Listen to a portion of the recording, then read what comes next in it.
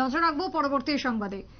Panchayat vote আগামী 8 তারিখ, তার আগে শেষ মুহূর্তের একেবারে প্রচার চলছে জোর কদমে। বিজেপি ঝাঁপিয়ে পড়েছে প্রচারে। তিস্তার পঞ্চায়েত নির্বাচনকে সামনে রেখে আজকে দেখা গেল সেই ছবি, যেখানে আর হাতে গোনা মাত্র কয়েকটা দিন রয়েছে, 4 থেকে 5 দিন, তার মধ্যে এই ঝোড়ো প্রচার। এই প্রচারে আজকে মানুষের ব্যাপক সাড়া পাচ্ছেন দলীয় কর্মীরা, যেমনটা বক্তব্য বিজেপি কর্মীদের পক্ষ থেকে উঠে এসেছে।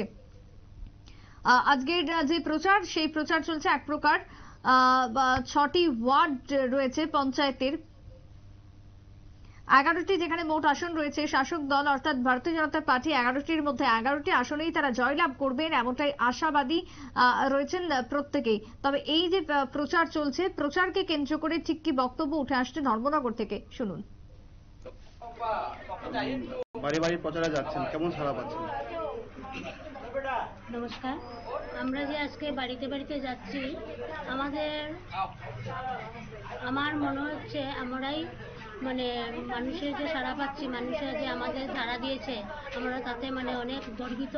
এবং আমার জনসাধারণের কাছে আমরা কথা রেখেছি যে যাতে আমরা মানুষের সাথে কাজ করতে পারি, মানুষের জনসাধারণের সামনে যেতে পারি, এটাই আমাদের লক্ষ্য, যাতে আমাদেরকে মানুষের ভোট দিয়ে জয়যুক্ত করতে পারে এবং মানুষের কাজে আমরা কাজ করতে পারি। ধনবাসা পঞ্চায়েতে কয়টি ওয়ার্ড রয়েছে? 6টা ওয়ার্ড রয়েছে। প্রার্থী হলো 11 জন, জেলা পরিষদ একজন, আসন